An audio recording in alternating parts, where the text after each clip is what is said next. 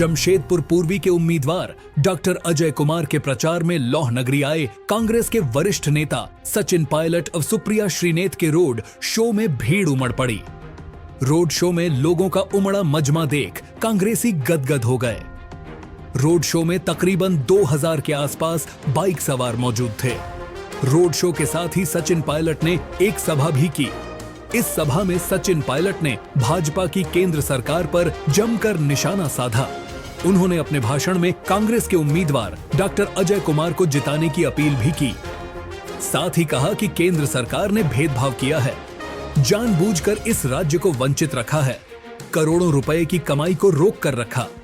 India गठबंधन यहां बेहतर प्रदर्शन करेगा। एजेंसी का केंद्र सरकार ने दुरुपयोग किया, सीएम को जेल में डाल दिया। कांग्रेस के हाथ से जेएमएम का तीर चलेगा। राजद की लालटेन से झारखंड में रोशनी होगी। जनभावना इंडिया गठबंधन के साथ है। नीति में भेदभाव करने का जीता जागता कोई उदाहरण है तो वो झारखंड में देख रहे हैं। केंद्र सरकार ने भेदभाव किया है, पक्षपात किया है और जानबूझ के इस राज्य को वंचित रखा। 1.25 लाख करोड़ से ज़्यादा जो राज्य की कमाई थी उसको रोक के रखा। जो बजट आवंटन होते हैं, प्रोजेक्ट्स बनते हैं, भेदभाव किया क्योंकि यहाँ पर विपक्षी सरकार थी। कि मैं ऐसा मानता हूँ कि इंडिया गठबंधन है वो बेहतरीन प्रदर्शन करेगा। जनभावना कांग्रेस के साथ है, इंडिया अलायंस के साथ है, जेएमएम के साथ है। और मैं तो शुरू में कह रहा था कि यहाँ पर जो चुनावी परिणाम आएगा वो कांग्रेस के हाथ से जेएमएम का तीर चलेगा और लालटेन की रोशनी से पूरे झारखंड में हम लोग विकसित क्षेत्र बना पाएंगे। लेकिन भाजपा का जो दमनकालीन नीति रही है, टकराव की नीति रही है, केंद्र सरकार ने जो यहाँ पर एक उदाहरण प्रस्तुत किया, इलेक्टेड मुख्यमंत्रियों को जेल में डालने का काम किया, एजेंसी का दुरुपयोग किया है, वो जनता समझ चुकी है। और केंद्र सरकार के 10 साल के कार्यकाल को जनता देख रही है। इस प्रदेश में हम लोगों ने बहुत सारी जन कल्याणकारी योजनाएं लेकर आए थे, लोग उसको पसंद कर रहे हैं। और हर वर्ग, चाहे छात्र हो, चाहे छोटा किसान हो, महिला हो, आदिवासी हो, दलित हो, गरीब हो, अगड़ा हो, पिछड़ा हो, सब लोग उम्मीद रखते हैं कि आज बेहतर सरकार हम लोग बनाएंगे।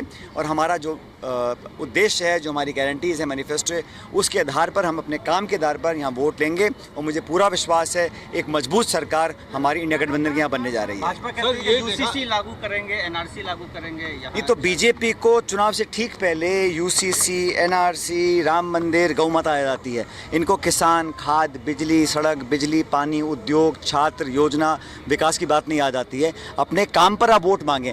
जज्बाती मुद्दों को केंद्रित कर वोट लेना कब तक भाजपा करेगी?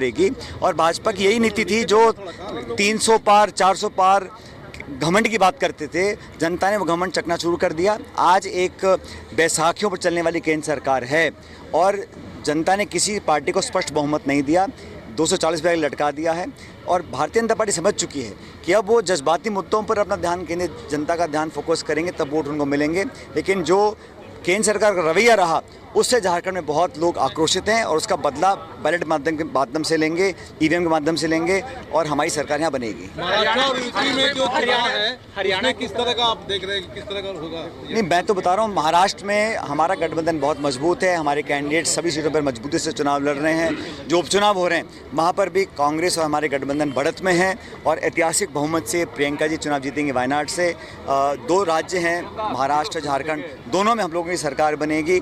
भाजपा से जनता ऊब चुकी है, बदलाव चाहती है। देश भर में अब भाजपा का ग्राफ गिर रहा है और कांग्रेस और हमारे सहयोगी दलों का ग्राफ बढ़ रहा है। हरियाणा में भी अच्छा माहौल था, लेकिन लास्ट समय में हरियाणा में देखिए बहुत सारे सवाल उठे हैं। निर्वाचन आयोग को हम लोगों ने पिटीशन भी डाला है। वहाँ पर जो जांच और छानबीन होनी चाहिए थी वो कुछ हमारे उम्मीदवार बोलते संतोषजनक नहीं है। बहरहाल वहाँ पर वोट परसेंटेज मेरे ख्याल कांग्रेस का कुछ ज़्यादा ही होगा भाजपा से, लेकिन वहाँ पर जो परिणाम आए उसका जल्दबाजी में आकलन इलेक्शन कमीशन ने किया है। लेकिन हम लोग जानते हैं कि वहाँ पे जनता ने हमको वोट दिया है।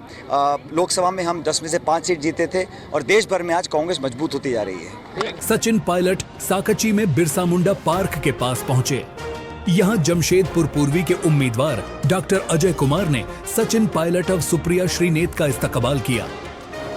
यहाँ बिरसा मुंडा की प्रतिमा को नमन करने के बाद वह साकची गोल चक्कर पर आए। साकची गोल चक्कर पर पहले से कांग्रेसी मौजूद थे। यहां सचिन पायलट का स्वागत किया गया। यहां के बाद कांग्रेसी रोड शो का काफिला स्ट्रेट माइल रोड होते हुए भालूबासा पहुंचा।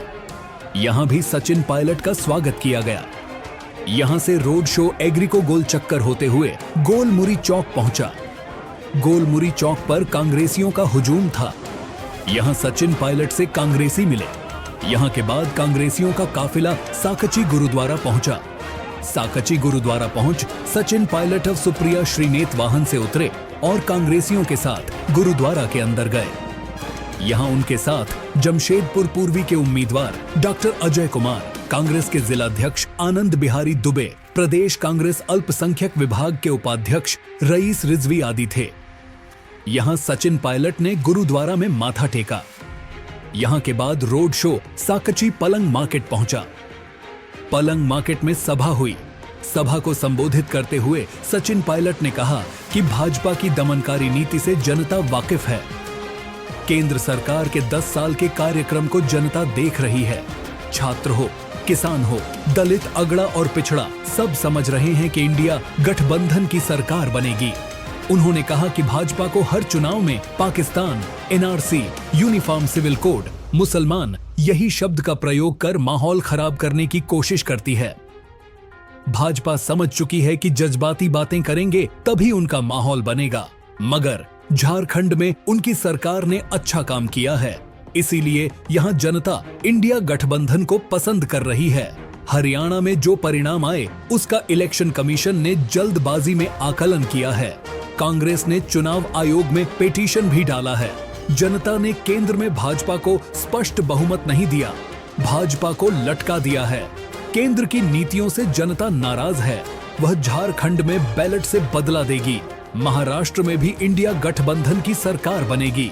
सचिन पायलट ने कहा कि वायनाड से प्रियंका गांधी जीतेंगी।